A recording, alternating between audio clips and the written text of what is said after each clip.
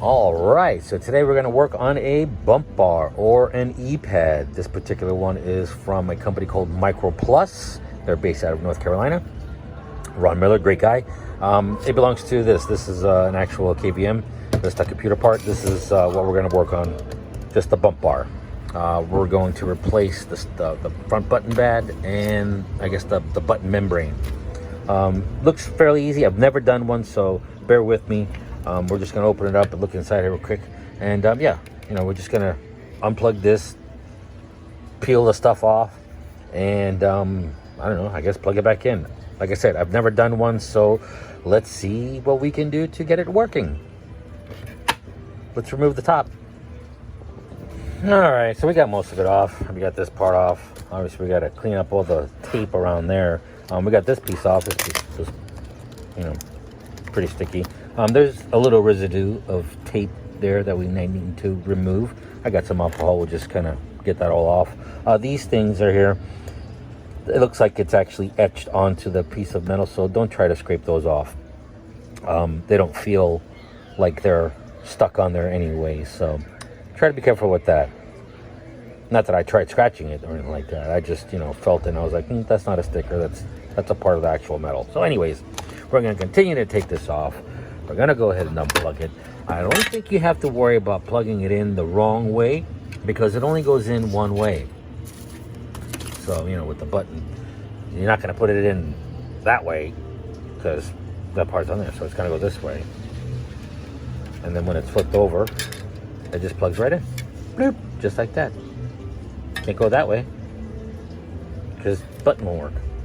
So let's unplug it, clean up the plate, and install the new one. Okay, so I did find something that you want to make a mental note of. So I unplugged it, and you can see that I have 2 rows of pins there. I was plugged into the top row, not the bottom row, the top row.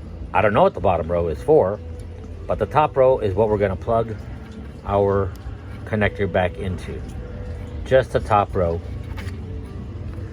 not the bottom row. See 2 rows of pins. All right, let's finish. All right, so I guess I was wrong on these little pieces here. I thought it was etched into the metal, but as I was starting to clean it up, I noticed that this piece was still stuck on there. And I still have tape. It's still stuck to my hand, so I'm gonna have to clean all this up. Definitely, for sure. So let's clean it up.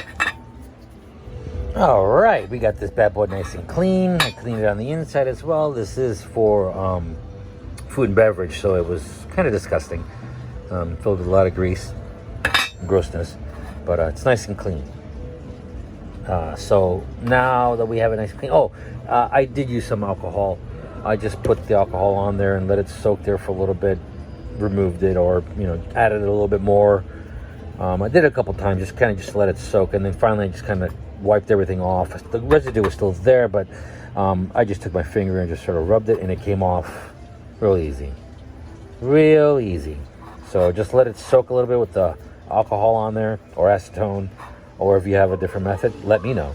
And then I was able to just kind of wipe it off. So nice and clean. Let's go ahead and start putting the membrane on. Hopefully I don't do it bad. All right, so I got the top membrane on.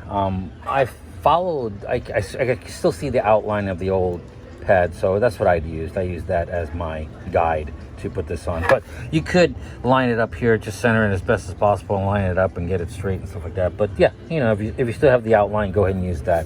So all that's left is to add this part and then plug it in to our row, the top row. Remember, the top row, not the bottom row. So let's finish this up, give it a test. All right, so everything is back together. Pad is on. It's plugged into the top row. Although I did notice that I might have made one small mistake. I guess I probably shouldn't have centered it, because if you notice, I'm not really lined up perfectly, versus it being like this. And as you can see, my ribbon is starting to bend. But I think that'll be okay, because once I close it up, I don't think it's going to do any damage to the ribbon. Plus, I really can't remove this without damaging it. So it's gonna have to work. So, and I have another one to do, so I'll make sure I do that one correctly. So let's go ahead and just finish screwing this back together and go test it. Make sure it works. All right, so here we are at a location. I just want to test this one. This is an actual working one. This is the one I just fixed. So if I press the buttons, you can see where it says invalid order. I'll press other buttons. It does the same thing no matter what. So that's what I'm looking for. This is a working one. Let's test ours. All right, let's do our test. This one is disconnected. As you can see, I got nothing.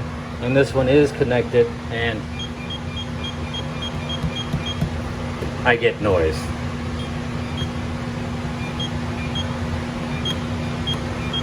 It's working. All right, let's say you fix that. I guess the little ribbon that's being a little crooked, it doesn't make a difference. As long as it's not being damaged, it's fine. But when you do your next one, make sure you adjust for that. Anyways, hope this helps you, and thanks for watching. All right, so one last thing before I end the video. I wanted to take a look at this because I just wasn't sure about that ribbon cable being kind of not straight or bent or whatever. Looking at this one, yeah, it looks like it's pretty, centered on this, and it just looks like it's like that. If you look at this one, you can see that weird bend on there. So I think it's okay. I guess it's made to be okay to bend like that. Although this board right here kind of fell off, so I have to fix this one by cleaning this up on the inside and maybe adding some more sticky stuff. Anyways, so yeah. So when I said to try and to maybe, adjust this, don't worry about it. Just center it, put it on there, plug it into the top row, and you're good to go. The ribbon cable will be safe.